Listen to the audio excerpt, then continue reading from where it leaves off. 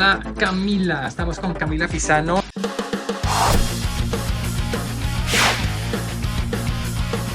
¿Tú eres profesora de qué?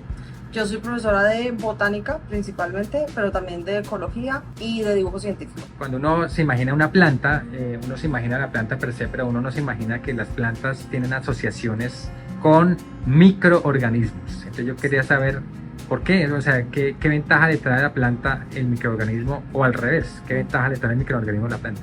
Bueno, entonces mira, en este dibujo tenemos un resumen de cómo las plantas interactúan con un montón de microorganismos bajo el suelo, pero también en las hojas y la madera. En este dibujo principalmente pues estoy mostrando los microorganismos del suelo, que es mi enfoque, pero en las hojas y en todas partes están llenas de microorganismos. Pero en el suelo puntualmente es importante porque las plantas, cuando pasaron de los ecosistemas marinos acuáticos a la tierra, pues una de las cosas que les hacía falta eran los nutrientes, también el agua, y entonces tuvieron que asociarse con cosas como las cianobacterias, que son fijadoras de nitrógeno, y también con un montón de hongos. Entonces dentro de los hongos tú puedes ver acá principalmente tres grupos, que son las ectomicorrizas, que son estos champiñoncitos. Cuando uno va a los bosques de pinos, uno ve esos champiñoncitos rojos con punticos blancos, esas son ectomicorrizas.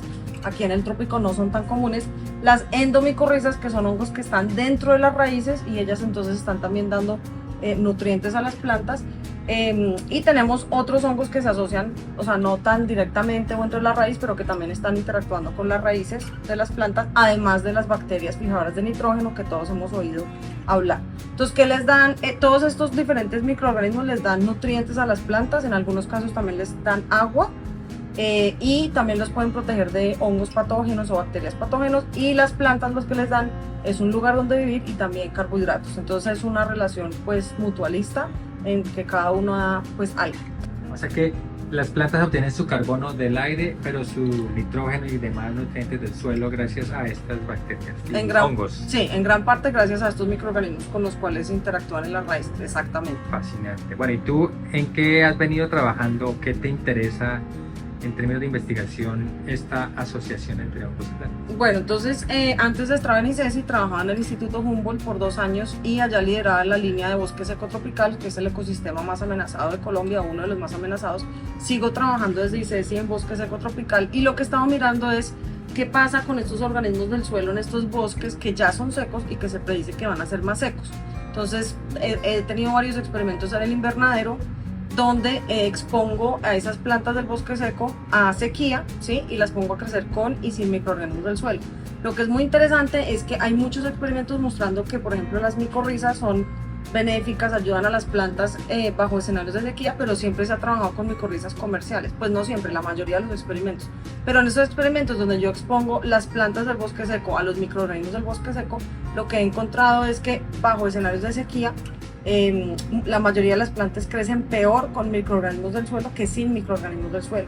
Entonces es interesante porque pareciera que bajo la sequía tal vez algunos de estos microorganismos se pueden empezar a volver como una carga para las plantas en vez de ser un beneficio, porque ellas pues ya están estresadas por agua y probablemente el hongo igual está capturando carbono, pero no le están dando beneficio a la planta. Entonces es algo que estoy investigando en este momento.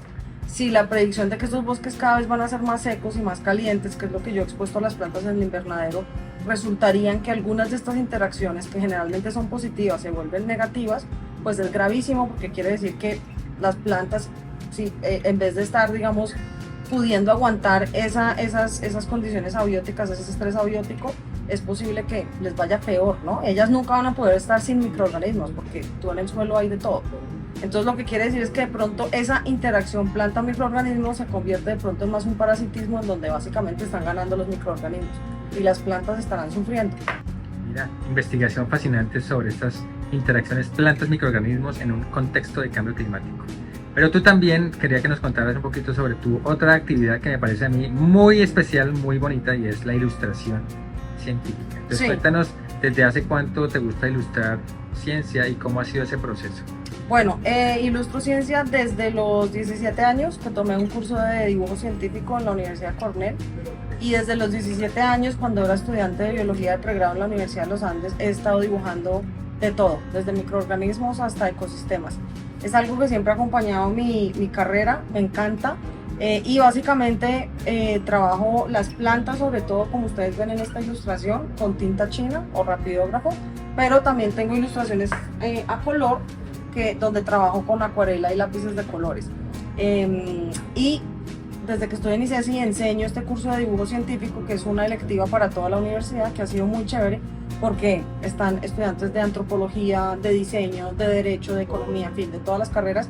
Y el propósito de la clase es, pues, como que haya una mayor apreciación de la naturaleza por parte del ejercicio de dibujar diferentes especies, diferentes ecosistemas. Entonces, me encanta, ha sido un complemento para mí, para mi ciencia muy importante, y es algo que nunca voy a dejar de hacer, siempre ha acompañado mi carrera de científica. Para dibujar, hacer de ilustración científica, uno tiene que ser bueno dibujando otras cosas, o uno puede, o sea, porque alguien se preguntará como, de pronto hay que ser, o sea, si usted no sabe dibujar, pues no puede ser ilustración científica. Pues no necesariamente, mira que tengo estudiantes que me decían, profe, yo no sé sino pintar dibujos de palitos y bolas.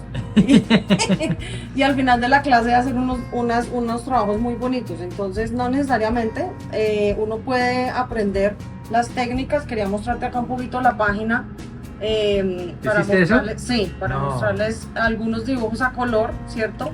Y también mostrarles, ahora les muestro algunos trabajos de mis estudiantes que también. Entonces estas, por ejemplo, son las últimas ilustraciones que hice para el profesor Felipe Gould, que sacó este libro que se llama En busca del origen, y entonces hice algunas ilustraciones a color de estas aves, pero también, por ejemplo, ilustré más de 20 especies de primates.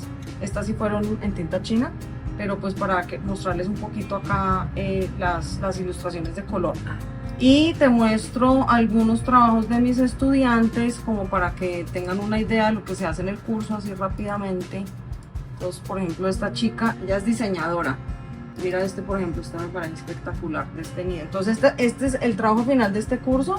Yo le asigno a cada estudiante una especie que está en la Universidad de ICESI, y ellos tienen que hacer toda la parte reproductiva del ave. Por eso ves acá una ilustración de un nido, pero también la ilustración pues del ave como tal. Entonces, por ejemplo, mira, acá hay una chica que le tocó este carpintero. Bueno, como algunos ejemplos. Este chico le tocó la palomita.